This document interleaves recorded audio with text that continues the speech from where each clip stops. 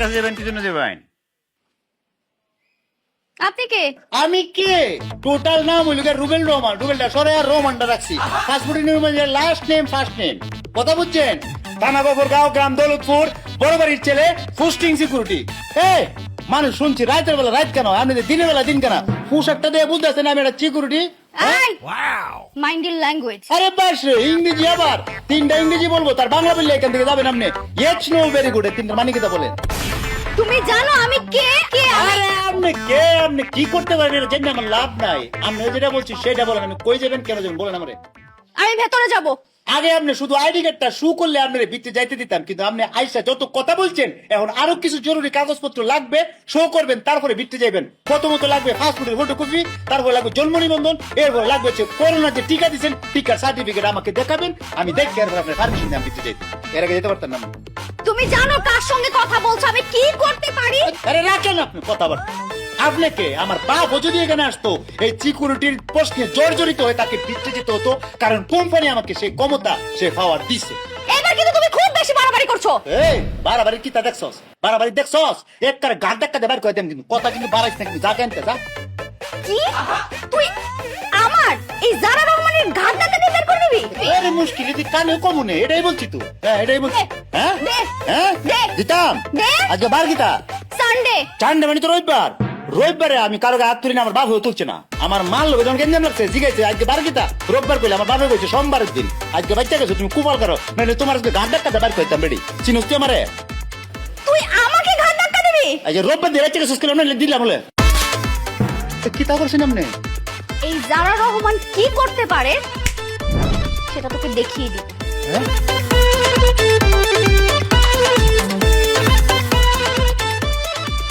আপনারা দেখছেন কিটা করছে?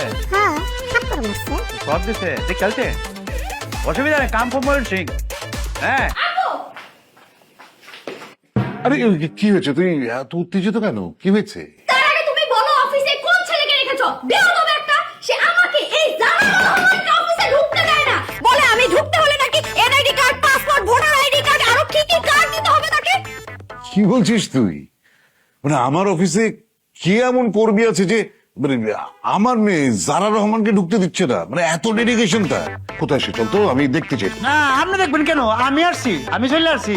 আরে আপনি আমাকে নিচে তাফরাইছেন, আমি কিছু বলছি না। উপরাইছে আপনি আমার বসের কাছে বিচার দিয়ে আমার সার্কিটে খাইতেছেন। আপনি আপনার সমস্যা কোন জায়গায়? আমি গ্রাম থেকে এসে অনেক কষ্ট করে সার্কিটে খেয়েছি, এখন যদি সার্কিটে কাইলায় আমি কি টাকা বাঁচবাম? আমি তো মরে যাই, আমার পথে নামা লাগবো। আচ্ছা এই তুমি জানো যে ও আমার মেয়ে জারা রহমান? কিসে যা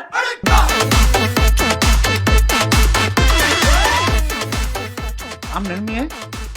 হ্যাঁ। আপনি কোন জায়গা ধরে মাপ চাইতাম?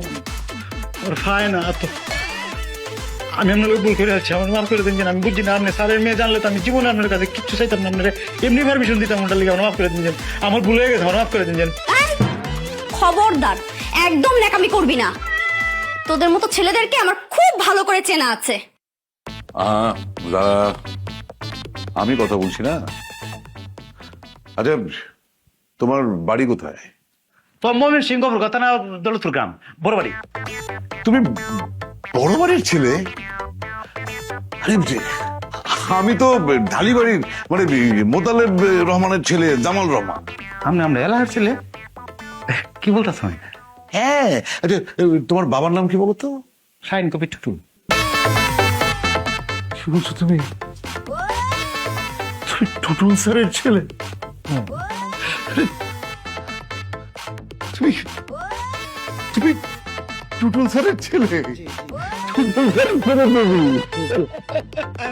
আরে, আমি যখন ছাত্র ছিলাম স্যার আমাকে কত স্নেহ করেছে, কত আদর করেছে। স্যারের শিক্ষায় শিক্ষিত হয়ে তো আজকে আমি এই অবস্থানে। আপনি কি ওই যে আমরা এলাকার যে জামাল রহমান? আরে সে আপনি তো সে ওই যে স্টুডেন্ট লাইফে সোনার মেডেল হয়ে আমার আব্বার গোলা যে জুলাই দিছিলেন আপনি। আমার আব্বার শিক্ষক, তার স্টুডেন্টটা কোথায় কোথায় আছে, প্রত্যেকটা স্টুডেন্ট মোটামুটি মেলা মেলা বড় বড় কোম্পানির মালিক। আমি আমার আব্বাকে বলছিলাম যে আব্বা আপনার স্টুডেন্টকে বলেন আমার একটা সার্কিট ব্যবস্থা করে দিতে। আমার আব্বা আমাকে স্টেট বিল্লা দিছে।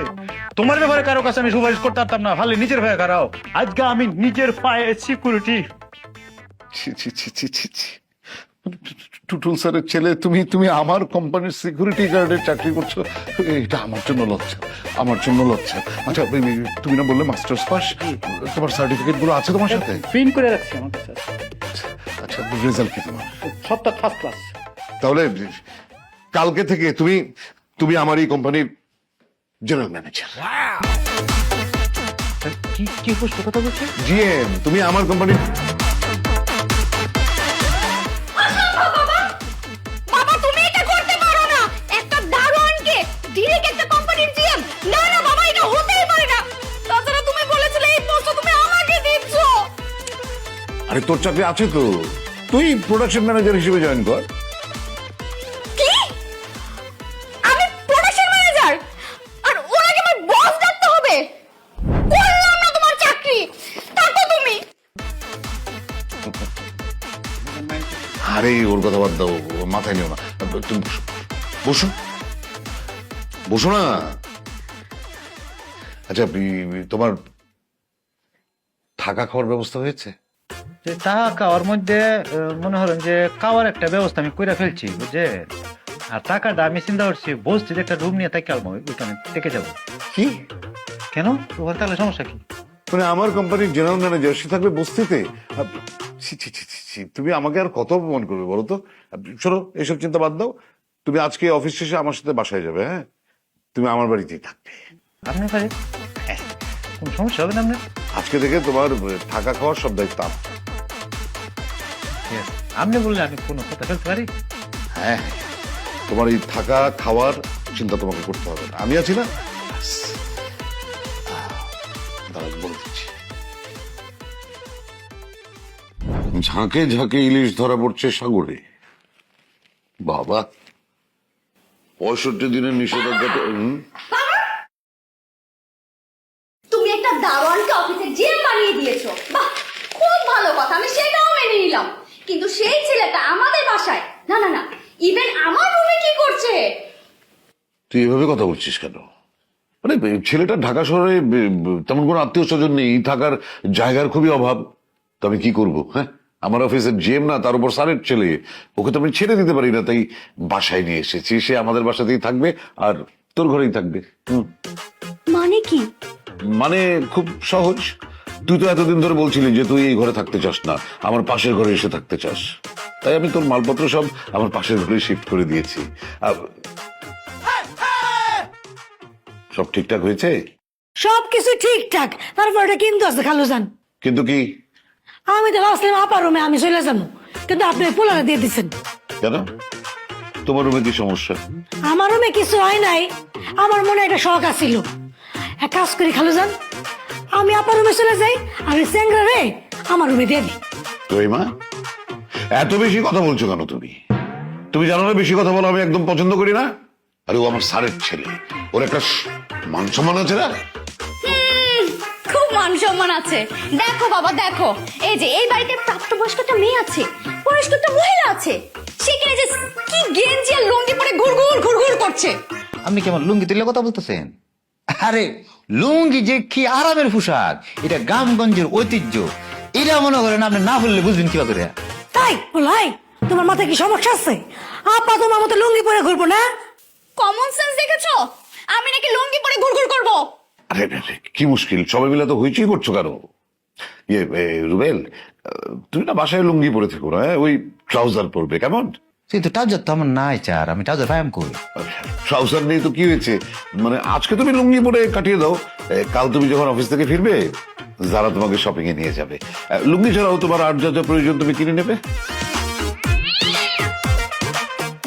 অসম্ভব বাবা, এই গেও ভূতটাকে নিয়ে আমি শপিং এ যেতে পারবো না। যারা, আচ্ছা ঠিক আছে, তুই যদি ওকে শপিং এ নিয়ে না যাস তাহলে সপ্তাহে সপ্তাহে শপিং এর জন্য তুই সেই কার্ডটা ব্যবহার করিস, ওটা আমি অফ করে দেবো। তুমি কি আমাকে থ্রেট করছো? মনে কর তাই করছি। থাকো এই বাড়িতে তোমরা, থাকবো না আমি এই বাড়িতে, চলে যাচ্ছি। আপা যান না, আমার লয়ে যান, আমি খালি যাই বাড়ি। এ খালা, আমনে তো সিদ্ধাই। আই খালা মানে কে তো খেলাম না। কালাম আপনি কিতাব, আপনি ডাকতাম কিতাব বলেতাম।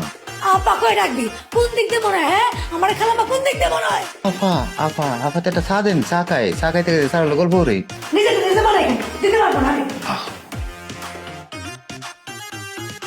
তুমি মানে আমার মেয়ের আচরণে কিছু মনে করো না, ও আসলে খুব জেদি তো, ঠিকই কিন্তু একটু পরে তোমাকে চা দিয়ে যাবে। এটা বুঝছি আমি, কথা বললে বুঝছি। হ্যাঁ, দেখেছো ঝাঁকে ঝাঁকে ইলিশ ধরা পড়ছে। নদীর মধ্যে উন্নয়ন হইতেছে, নদী পথে সব জায়গা। হ্যাঁ,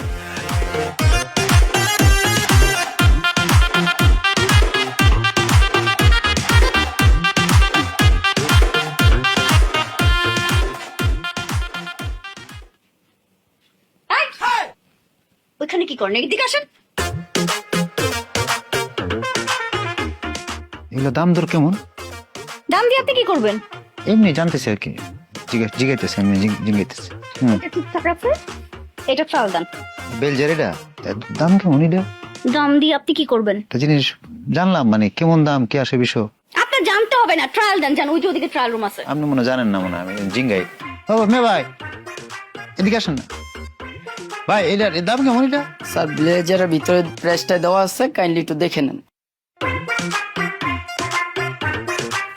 5,500 টাকা বলে, এটা কোনো দাম নেই। এটা মন চাইলে লিখ রাখছেন মেয়ে আপনারা। হ্যাঁ, 5,500 টাকা দিয়ে একটা ফ্যামিলির বাজার চলে। এটা ফ্যামিলি সারা মাস খাইতার, এটা আর দেয়া এই কাপড় দেয়া ধরেন না, আমরা এত এক্সপেন্সিভ জিনিস ধরেন রাখেন না। আপনি ভুলে যাচ্ছেন আপনি কার সঙ্গে শপিং করতে এসেছেন? জারা রহমান, সে ব্র্যান্ড ছাড়া কিছু পরে না। বুঝছি আপনি পড়েন, আমারও পরে লাভ কি তা? 3,000 টাকা যদি এতে বাজার করি মনে করেন, বুঝছেন আমরা ব্যানের থেকে কিনবো, অসুবিধা হচ্ছে না। ব্যানের থেকে 3,000 টাকা কিনবো, মেলা মেলা কাপড়। ভ্যান জি জি, চুপচাপ এটা ট্রায়াল দিয়ে আসেন, ওই যে ট্রায়াল রুম, যান ট্রায়াল করে আসেন। সরি ওকে স্যার, হ্যাঁ ট্রায়াল রুমে। যান।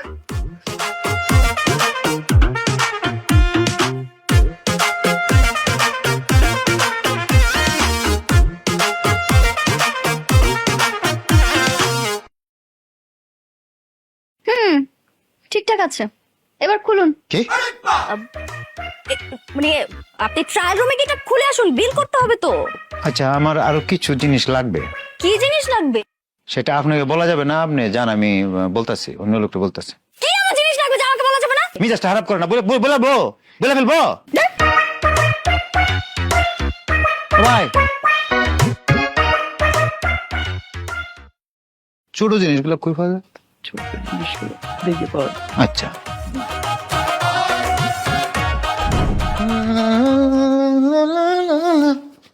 কই যাও রে, সরষের তেলটা কই রাখছি?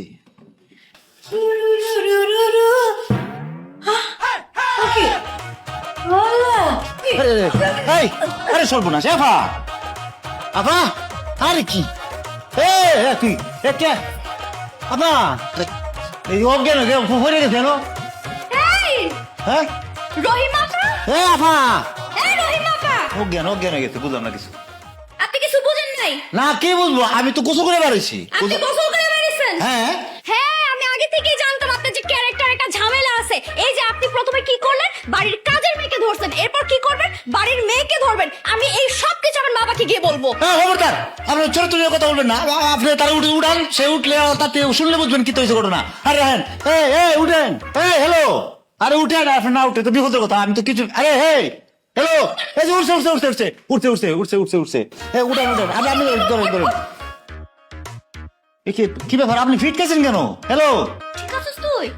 হ্যাঁ কি হয়েছে বল, এবারে কি করছিস তুই? আরে হ্যাঁ, এই যে উনি বলুক, আগে আপনি কথা বলতেছেন করো, তার থেকে শুনুন কি তো হয়েছে ঘটনা। উনি আমার রুমে আসছে, আচ্ছা অজ্ঞান হয়ে গেছে, কেন হয়েছে তাকে জিজ্ঞেস করুন।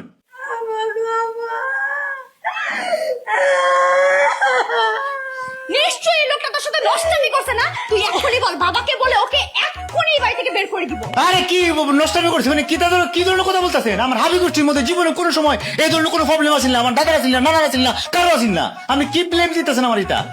আপনি বলেন, উনি বলুক। আমি রুমের মধ্যে ঢুকছি সহজ সরল মনে, তারপর কি হয়েছে? যে এর নাস্তা খাওয়ানোর জন্য যে আপনার টেবিলে নাস্তা দিছে, আপনি খাইতে আসেন, দেখি এরকম অর্ধনগ্ন অবস্থা আছে। আমি কি কোনোদিন এরকম পুরুষ দেখছি?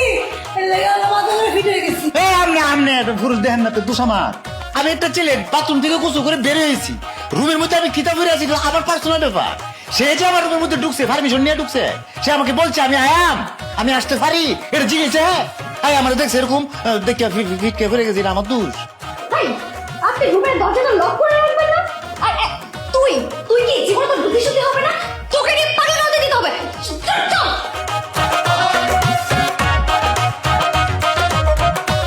এ কি রে, আমার বসের মাইয়াটাতে আমার বাড়িতে বাড়ি করার লেগে মানে কি একটা মিশন নিয়ে নামছে মনে হয়, যে থাকতে দিবে না। দোষ আমার, অজ্ঞান হয়েছে বেটি, দোষ হইল আমার। আজকে আমাদের যে প্রেজেন্টেশনটা সেটা আমি বা উনি একজনে দিচ্ছে না, সেটা দিচ্ছে আমাদের জিএম স্যার। আশা করছি এই প্রেজেন্টেশনটা আপনাদের খুব ভালো লাগবে, তো আমরা লেট না করে প্রেজেন্টেশন শুরু করি। জি।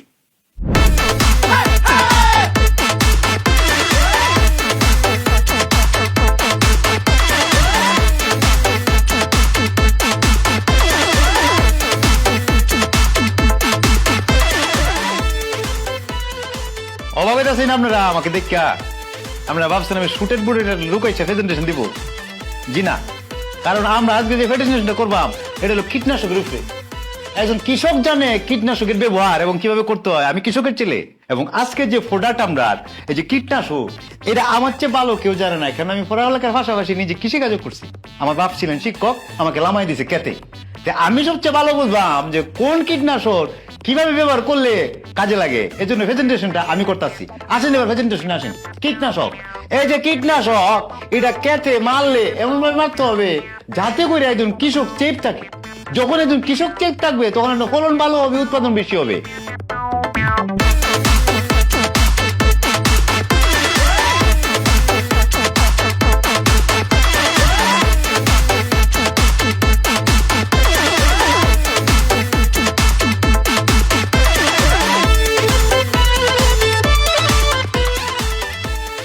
আসেন, তিনটা উপকার।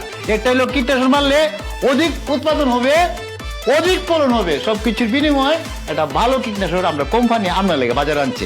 এটাই হচ্ছে কি আমাদের প্রোডাক্টের গুণাগুণ।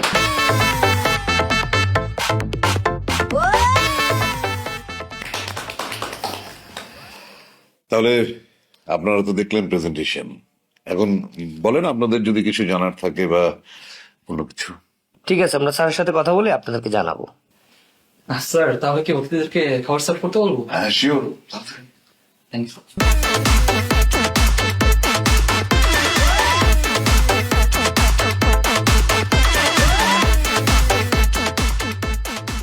গেল তো, সব গেল। তোমার এত বছরের কোম্পানি আজকে ডাউন। ছাগল দিয়ে যদি হাল চাষ করা যেত তাহলে তো হয়েছিলই। একটা ক্লায়েন্টের সঙ্গে কেউ এইভাবে কথা বলে? কিভাবে কথা বলছি আমি? আমি আমার লোকাল ভাষায় কথা বলছি, আমার আঞ্চলিক ভাষায় কথা বলছি, এবং এভাবে আমি কথা বলি। স্যার আপনি তো জানেন আমরা দেশের অহংকার সাবেক প্রেসিডেন্ট আব্দুল হামিদ সাহেব সব সময় তার নিজস্ব আঞ্চলিক ভাষায় কথা বলছেন। সংসদে দাঁড়িয়ে ভাষণ দিয়েছেন উনি আঞ্চলিক ভাষায়। আমি ওনাকে ফলো করি, আমি আমার আঞ্চলিক ভাষায় কথা বলি। আমি আঞ্চলিক ভাষায় কথা কয়ে বাঁচবাম, আমি আঞ্চলিক ভাষায় কথা কয়ে ভরে দেব। কি বাবা শোনো, তুমি একটা কাজ করো তো, উনাকে উনার জায়গায় পাঠিয়ে দাও। উনি তো জিএম হওয়ার যোগ্য না। থাম, ফোন ধরে নি। হ্যালো, আসসালামু আলাইকুম। জি জি, হ্যাঁ জানতাম তো, আমরা প্রজেক্টটা পাচ্ছি না, প্রজেক্টটা হাতছাড়া হয়ে যাবে। আমরা কি নিয়ে কথা বলছিলাম? ওই যে একটা ক্লায়েন্টের সঙ্গে কেউ এইভাবে কথা বললে? হ্যাঁ বলতেই পারে, যে যেই ভাষায় স্বচ্ছন্দ বোধ করবে সেই ভাষায় কথা বলবে, এখানে তো দোষের কিছু নেই। বাবা তুমি সব কি বলছো? আমাদের কোম্পানির একটা রেপুটেশন আছে না? তার চেয়ে বরং একটা কাজ করো, উনাকে উনার জায়গায় পাঠিয়ে দাও। উনি দারুণই ঠিক আছে, জিএম হওয়ার যোগ্য উনি না। চুপ কর। তোকে আমি বলেছি না বেশি কথা আমি একদম পছন্দ করি না। এখন আমাকে ক্লায়েন্ট ফোন করেছিল, ক্লায়েন্ট ফোন করে কি জানিয়েছে জানিস? হ্যাঁ আমি জানি কি বলেছে। কি আর বলবে, প্রজেক্টটা আমরা পাইনি, হাতছাড়া হয়ে গিয়েছে। এই প্রজেক্টটা আমাদের কপালে নেই। ভুল, সে জানিয়েছে আমরা এই 10 কোটি টাকার প্রজেক্ট পেয়েছি, এই প্রজেক্ট আমাদের। কি? ক্লায়েন্ট বলেছে রুবেলের প্রেজেন্টেশনে তারা মুগ্ধ। Congratulation my boy, I am proud of you. আর তুই শুনে রাখ, রুবেলই হচ্ছে এই কোম্পানির পার্মানেন্ট জেনারেল ম্যানেজার। এখানে আর অন্য কারো আসার কোনো সম্ভাবনা নেই। হ্যাঁ, যান মিষ্টির ব্যবস্থা। আনছি তোমাদের জন্য মিষ্টি।